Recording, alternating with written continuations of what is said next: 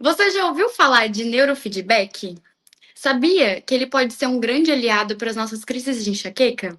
Por isso, eu convidei hoje para estar aqui comigo duas neuropsicólogas que vão falar mais sobre isso aqui para a gente no Telix. O nome dela é Aline Castagnetti e Fernanda Felisberto. Tudo bem, Fernanda e Aline?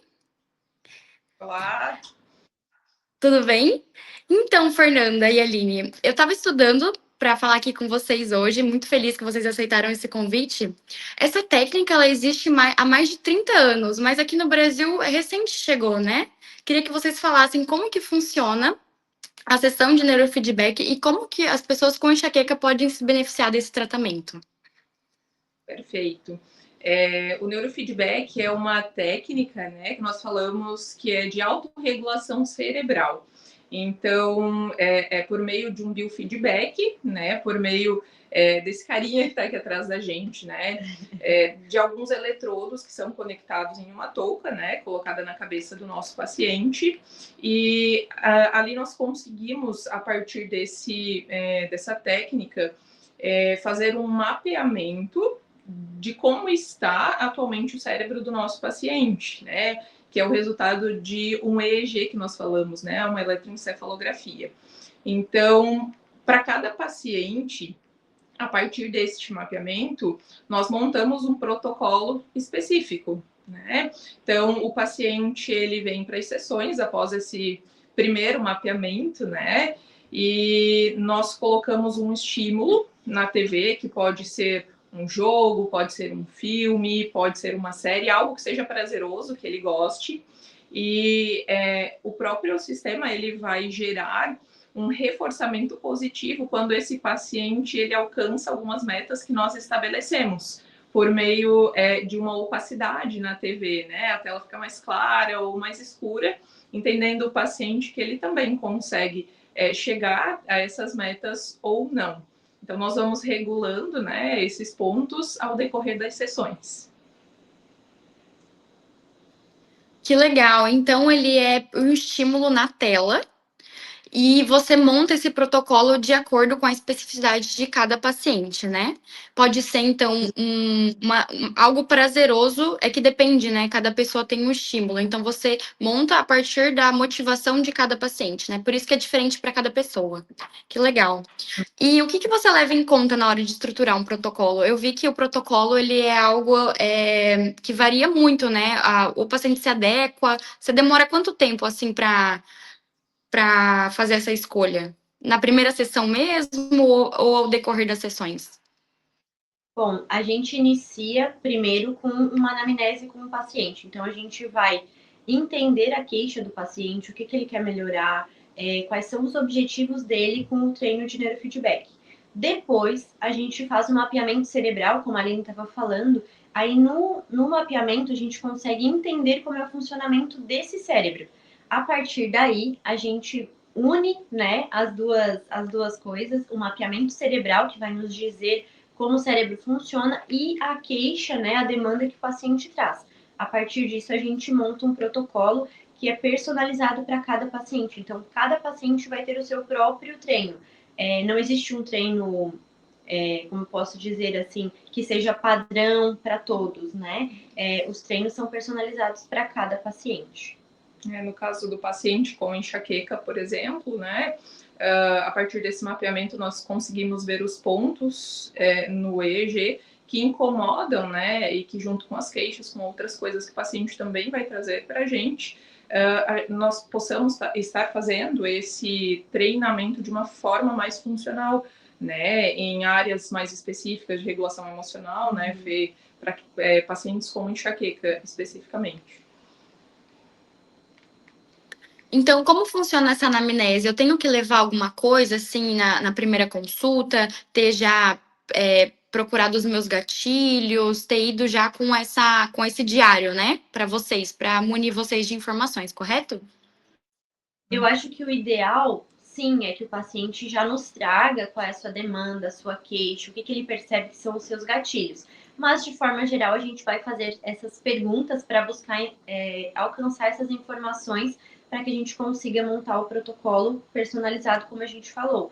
Então, as informações, se o paciente trouxer, facilita o trabalho, facilita a anamnese, mas caso ele não traga, a gente consegue ter perguntas, né? A gente tem uma anamnese pronta para fazer essas perguntas e conseguir coletar essas informações.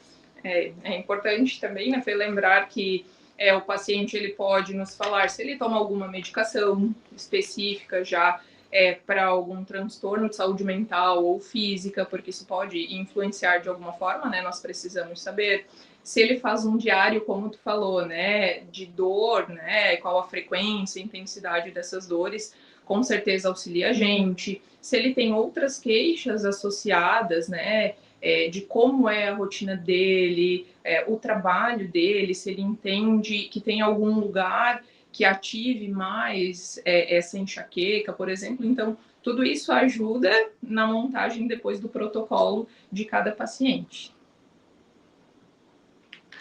Que legal. E quantas sessões, assim, para enxaqueca, eu já posso, assim, sentir uma melhora? E quanto tempo leva as sessões? Fiquei curiosa.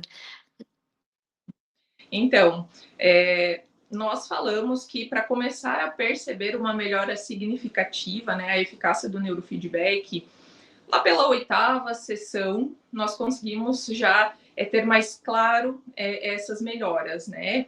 Eu acho que é bem bacana lembrar que o paciente ele também precisa saber como ele chega para a gente, né?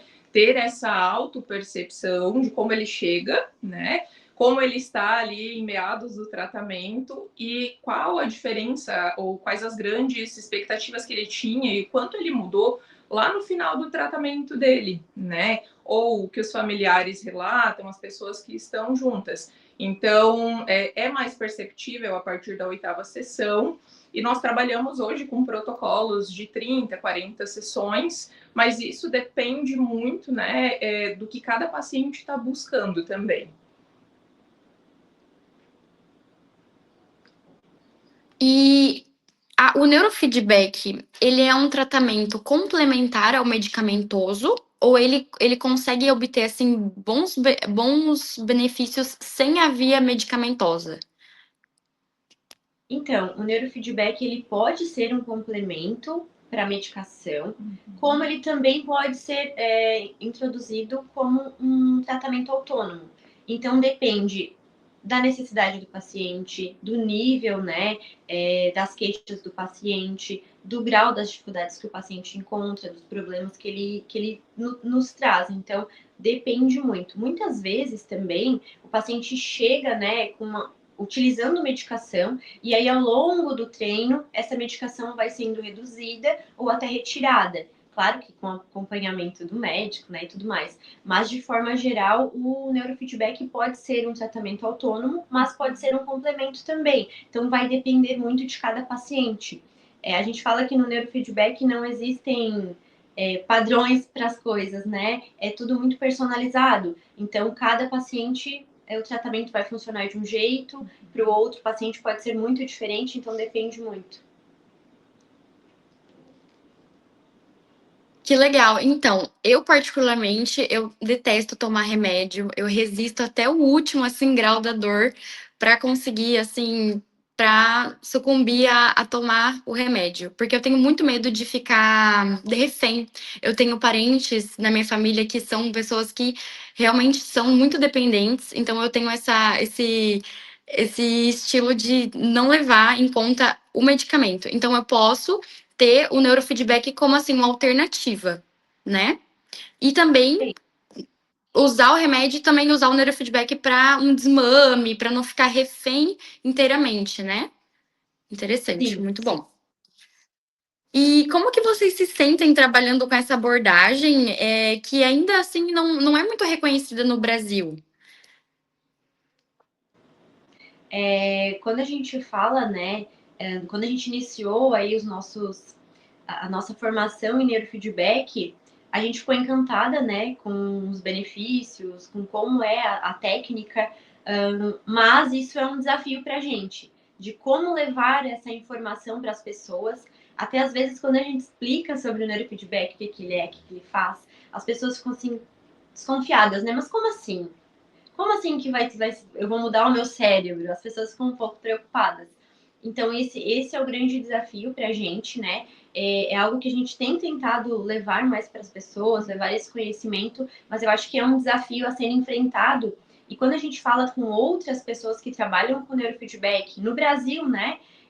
As pessoas sentem a mesma dificuldade, porque é algo muito novo ainda aqui. Então, eu acho que é um desafio para a gente, né, Aline? Sim, apesar de terem, né, muitos estudos, né, a gente tem uma referência científica, né, bibliográfica já bem ampla, pouco divulgado, né? Então é algo que nós falamos que é inovador, né? Porque funciona, é muito bom, né? Mas que poucas pessoas ainda sabem dessa funcionalidade, né, da técnica em si. Gente, funciona mesmo, porque, como vocês sabem, o Telix, ele é uma plataforma baseada em evidências.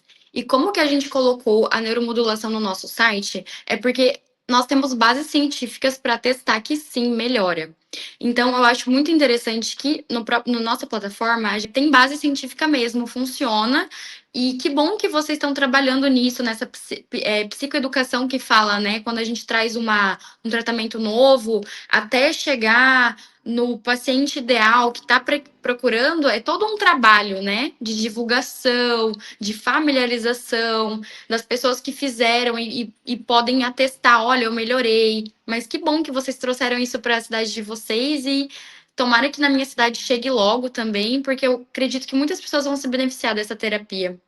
E me fale uma coisa, quando o paciente, quem é o paciente, assim, que vocês recomendam feedback? Tem algum, assim, uma faixa etária? Eu sei que tem a ver com neuroplasticidade. Então, por exemplo, uma pessoa idosa e uma criança, elas vão ter desenvolvimentos diferentes? Então, todas as pessoas elas podem fazer, né? Desde a infância até as pessoas idosas, todas as pessoas são indicadas, né? Só que há uma recomendação que crianças façam a partir dos 5 anos de idade, porque antes disso o cérebro é muito imaturo, então ele ainda está se estruturando, né? Então, a partir dos 5 aninhos a gente já consegue fazer esse mapeamento, né? Com algumas ressalvas, ir acompanhando, mas como hoje a gente tem, né, diagnósticos precoces de vários transtornos de saúde mental, especialmente, né, nós conseguimos acompanhar desde bem cedo, né? Então, as funções são diferentes em vários momentos da vida, né? Talvez as crianças vão procurar para tratar um autismo, um TDAH, né? Questões de funções executivas mais propriamente ditas. E idosos, por exemplo, vão trabalhar as questões de um declínio cognitivo, para evitar esse declínio cognitivo, né? Então, são demandas diferentes para cada fase, talvez, né? Queixas diferentes, mas sim, dá para trabalhar com todas as idades. E assim, por acaso, tem algo que eu possa fazer na minha casa que eu possa potencializar os resultados da minha sessão de neurofeedback? Uhum. Nós falamos que é um conjunto que funciona melhor, né? Quando o corpo, de forma geral, ele está regulado. Então, nós sempre indicamos aos nossos pacientes que façam sim uma higiene do sono, que tenham um sono de qualidade, respeitem, né, os horários de sono de preferência, que façam exercício físico, que tenham uma boa alimentação. Então, nós sempre falamos que isso já seria o básico, né, para que nós tenhamos um bem-estar, uma saúde melhor. Então, tudo isso aliado ao neurofeedback faz com que, sim, a técnica funcione muito melhor, se regule melhor, né? É como se fosse um potencializador da técnica, né? Então, tudo isso que a Aline falou, né? Ter momentos de pausa, descanso, conseguir relaxar, desacelerar, isso tudo faz com que a gente consiga potencializar os resultados do neurofeedback. Não, eu acho que todo mundo que já passou por uma noite mal dormida e no outro dia teve que trabalhar e demanda, sabe o quanto é importante, né? E como que funciona o neurofeedback do sono? Nos bastidores você comentou que faz, né? Me conta um pouco para o sono, como é que funcionaria? Porque o sono, ele implica muito para pacientes que sofrem, né, com enxaqueca. Então, vou falar um pouquinho da minha experiência pessoal. Quando eu iniciei meu protocolo de treinamento de neurofeedback, eu tenho uma filha, bebê, então muita privação de sono, né? E aí eu queria melhorar um pouco isso para conseguir relaxar mais e dormir com qualidade, né? E aí, quando eu iniciei meu treino, no início eu sentia muito sono, muito sono. E aí eu percebi que eu precisava ajustar a minha rotina. Fui dormir mais cedo, comecei a fazer higiene do sono de forma geral. Precisei ter mais horas de sono, porque o neurofeedback me deixava, depois dos treinos, eu ficava com sono, muito cansaço, assim, como se eu tivesse trabalhado o dia inteiro. E aí eu fui percebendo ao longo dos treinos que eu precisava ajustar essa rotina e dormir mais. Então, o neurofeedback foi me ajudando nesse sentido, de que eu precisava mudar algumas coisas na minha rotina, e aí conforme eu fui mudando a rotina, aumentando minhas horas de sono, isso foi tudo se equilibrando, podemos dizer assim. Então, vocês comentaram que vocês fazem o eletroencefalograma, ele é antes do paciente iniciar o tratamento? E aí, por exemplo, vocês fazem depois também das 30 sessões para ver se houve alguma coisa? Como é que funciona esse exame? A gente faz primeiro, né, o mapeamento cerebral, como eu falei, para identificar aí como é o funcionamento do cérebro. Depois a gente monta o protocolo de treino e inicia com o paciente. Conforme esse paciente vai evoluindo, a gente vai percebendo as mudanças, a gente reavalia. Normalmente a gente faz na metade do protocolo de tratamento, em torno de 15, 20 sessões, e depois no final a gente faz de novo. Porque a gente gosta de ir explicando para o paciente as áreas que foram mudando, ou até mesmo quando o paciente traz alguns sintomas, a gente vai juntando as informações, aí vai conversando com o paciente, e quando necessário a gente ajusta o treino. Então a gente faz sim no início, no meio e no fim. Não é algo que talvez todas as pessoas que trabalhem com neurofeedback vão fazer, porque não é uma obrigação do protocolo, mas a gente gosta de fazer assim para a gente também e vendo as mudanças do paciente, o que vai sendo mudado, né? Então a gente faz no início e no fim, e no meio também. É bacana falar que esses remapeamentos que são feitos de modo intermediário e final, né, no tratamento, eles geram imagens, né? Então, não é um comparativo de imagens, porque nós chamamos de bagunça boa, né? Muitas vezes, para poder melhorar, o paciente precisa reorganizar algumas questões, né, dessa autorregulação cerebral. Então, nós vamos medir a melhora dele, não por essas imagens geradas, né, nesses remapeamentos, mas pelos sintomas que eles apresentam de melhora. Né? Claro que o mapeamento ele vai dar para a gente algumas informações, sim, né, para o paciente poder entender melhor, para nós também entendermos para ajustarmos os treinos, mas medir, né, o quanto ele mudou ou melhorou também pela fala dele, né, pelo relato dele. E qual que é o intervalo de uma sessão para outra? A gente normalmente faz com os nossos pacientes 2 vezes na semana. Pode ser, por exemplo, segunda e terça e quarta. O importante é que não seja no mesmo dia e também, né, que o paciente não esteja muito cansado. Vou fazer lá às 8 da noite, por exemplo. A pessoa às vezes já vai estar com um sono, já vai estar mais cansada. Então, isso acaba influenciando nas metas. Então, a gente gosta de conversar com os pacientes para eles estarem descansados, né? E sem utilizar cafeína ou outros estimulantes, né? Antes do treino. Mas, de forma geral, a gente sempre orienta os pacientes nesse sentido de fazer as sessões num dia, uma sessão num dia e a outra sessão no outro dia, para ter esse espaço. E dura geralmente, dependendo de cada protocolo, né, do que a gente quer alcançar nesses treinamentos, porque quando a gente fala treinamento, nós não vamos trabalhar só a ansiedade, vamos supor, né? nós vamos trabalhar ansiedade junto com as questões de sono em um protocolo, enxaqueca e regulação emocional em outro. Então, nós podemos ter vários protocolos. Geralmente são de 2 a 3, nós vamos alternando esses protocolos, né? E as sessões costumam durar em torno aí de 30, 40 minutos a 1 hora, dependendo do que a gente quer trabalhar com esse paciente. E meninas, me contem mais a experiência de vocês. O que levou vocês?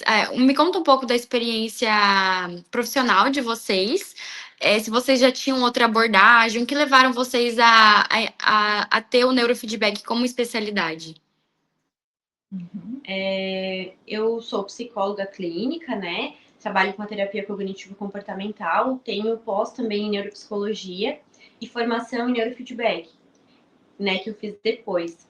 E aí, quando eu pensei em fazer o neurofeedback, foi porque eu trabalhava numa clínica e uma das pessoas que trabalhavam na clínica trabalhavam com neurofeedback. Então, ela me contava das melhoras dos pacientes, né? Me orientava, conversava comigo nesse sentido.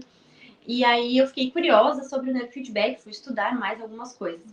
Quando eu comecei a atender aqui na clínica Personalité, a Aline falava do neurofeedback, que era algo que interessava ela. E aí fomos nós juntas para fazer a formação em neurofeedback, porque era algo que somava nos atendimentos, né, nos tratamentos dos pacientes. Então a gente buscou o neurofeedback nesse sentido, de poder proporcionar algo a mais para os pacientes, sem contar que é algo, né, que tem embasamento científico, que é algo que realmente você consegue ver a mudança, né, melhorar, né, no sentido de não só autorregulação, mas muitas vezes retirar medicação, que a gente sabe que tem pessoas que são resistentes à medicação ou que até ficam dependentes da medicação. Então isso era uma preocupação nossa também. E aí a gente foi fazer a formação em neurofeedback para conseguir trazer esse algo a mais para os pacientes. Eu também sou psicóloga. Na verdade, nós temos formações bem parecidas, né? Terapia cognitivo-comportamental, terapia do esquema, e o neurofeedback foi algo, como a Fê falou, que iria agregar, né? Nós gostamos de nos desafiar também, né? Para poder trazer mais eficácia para o paciente. O neurofeedback, ele vem justamente como, eu digo, essa tecnologia de ponta, né? Que gera resultados. Então, às vezes, pacientes mais resistentes não respondem muito bem à terapia convencional, mas ao neurofeedback sim. Então, são outras opções, né? Então, agora eu quero fazer uma explicação, assim, porque assim, as pessoas mais jovens, elas já entendem a importância da gente ter um acompanhamento psicológico, da gente estar buscando terapias, às vezes para as crianças já cedo. Mas o público mais velho ainda tem uma resistência. Eu falo isso porque eu imagino meu pai. Meu pai, quando eu precisei ir adolescente para o psicólogo, ele já ficou assim: meu Deus, mas o que tem de errado com a minha filha? Não sei o quê. O que leva? O que eu explicaria para um pai que, assim, que já paga o psicólogo pro seu filho, já paga a terapia, né? Vamos supor que é uma abordagem, assim, psicanalítica. O porquê que ele teria que fazer também? Por que seria o neurofeedback uma outra terapia? Por que esse pai teria que também investir nessa terapia? Explicar que uma coisa não tem nada a ver com a outra. Vocês podem me explicar isso? O neurofeedback, ele não fica sobre a terapia, por exemplo, ele não substitui a terapia, né? Podem ser complementos, assim como a terapia também não substitui o neurofeedback. Então, juntos, eles vão atuar aí para potencializar os resultados. O neurofeedback, ele atua mais num nível fisiológico mesmo, né? Já a terapia, ela atua no cognitivo, no comportamental, nas emoções, nos sentimentos, e aí juntos eles vão potencializar o tratamento, seja de uma criança, de um adulto, de um idoso. Então, realmente para potencializar esse processo, né?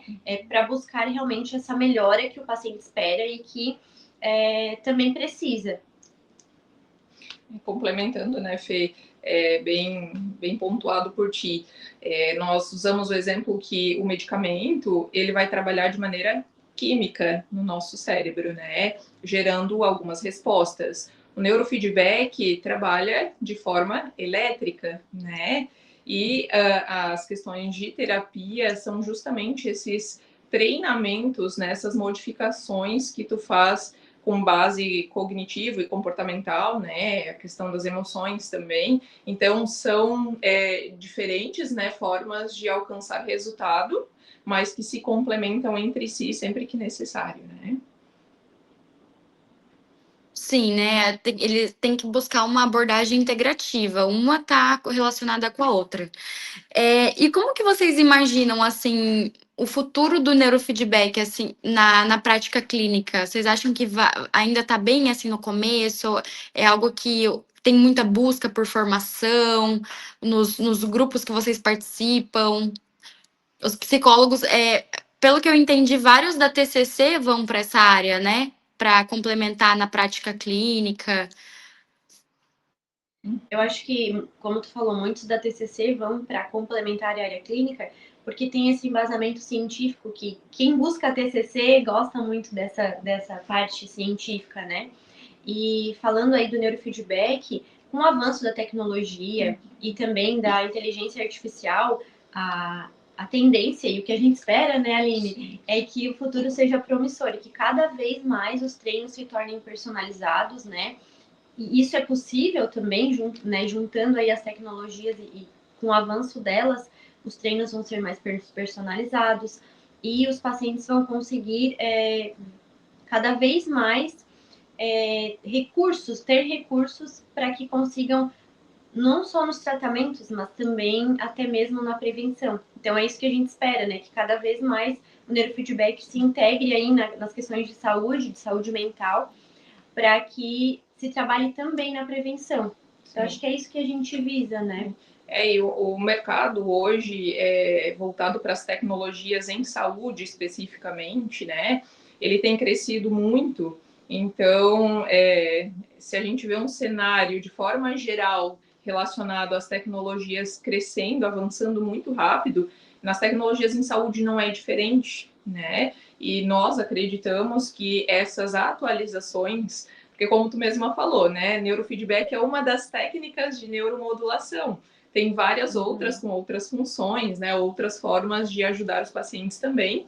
E cada vez mais, né, as questões tecnológicas vão avançando. Então, nós, como boas pessoas que gostam de desafios, acreditamos muito que a tecnologia vai vir para auxiliar, né, os tratamentos de forma geral.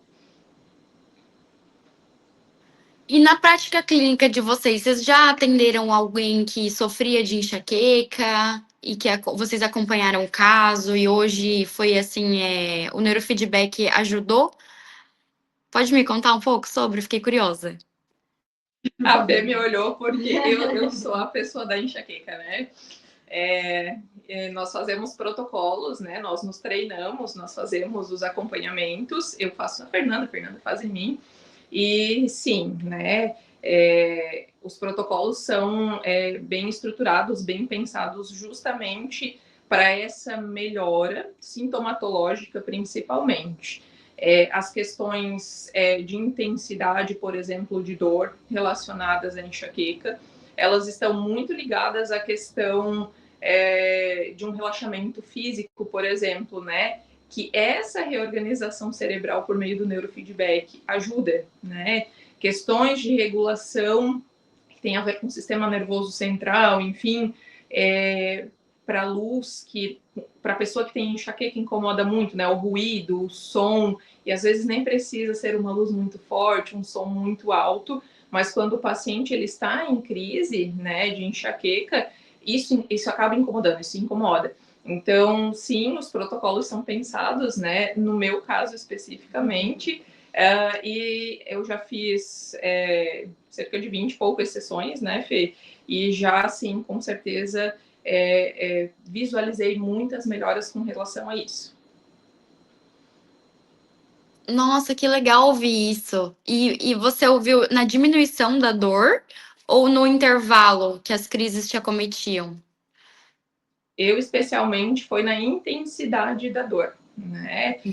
Tinha muitos dias seguidos que nem medicações específicas para dor, pensando, né, que enxaqueca é uma dor crônica, né, é uma questão neurológica, nem as medicações conseguiam controlar. Então, o neurofeedback auxiliou muito nesse processo de intensidade da dor, no meu caso. Que legal ouvir isso. Olha só, gente, para quem sofre de enxaqueca, procurem na cidade de vocês, ou se vocês são de Criciúma, a clínica das meninas, como é que é? Personalité, né? A clínica de vocês, para vocês procurarem para neurofeedback. E também eu acredito que para TDAH, para qual outro, o que mais chega na clínica para vocês, as demandas? Nós tratamos uma gama muito grande de transtornos mentais, e não só transtornos mentais, né? Mas depressão, ansiedade, fibromialgia, questões relacionadas a dores crônicas, né? Então depende muito da queixa do paciente. Às vezes, pacientes mais jovenzinhos, né? Adolescentes, crianças, vêm muito com queixas relacionadas a déficit de atenção e hiperatividade, autismo, né, em diferentes níveis. Claro que precisa ser observado o quanto o paciente também, ele, no caso, né, de pacientes autistas, conseguem se beneficiar, conseguem fazer o tratamento, né, mas é uma gama gigantesca de transtornos, né, não só de saúde mentais, mas de cunho físico também. Que legal, olha só. Então tem saída, gente. Vocês têm algum conselho para quem sofre hoje assim de enxaqueca? O remédio já não está sendo muito eficaz, já conseguiu ajeitar um pouco a rotina, tá dormindo bem, ajeitou a dieta, mas mesmo assim não tá conseguindo espaçar as crises, a dor tá ficando difícil tá atrapalhando, né, o dia a dia. Vocês têm algum conselho? Eu acho que ouça o seu corpo, cuide de você, né? Muitos estímulos, estresse elevado, vai ser gatilho para crises. Então, procurar momentos de relaxamento para desacelerar.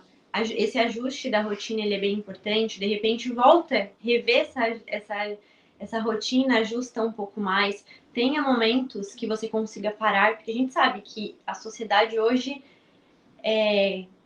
correndo, né? Sempre com muitas funções, muitas tarefas, muitas coisas para fazer. Então, procura ter esses momentos para desacelerar mesmo, para conseguir ficar parado, por mais difícil que seja, para conseguir ter esses momentos. E procure tratamentos que vão te beneficiar nesse sentido, né? O neurofeedback pode ser uma alternativa, assim como a psicoterapia também ajuda bastante, para você entender, né? O neurofeedback vai agir mais no fisiológico, então você vai conseguir se autorregular.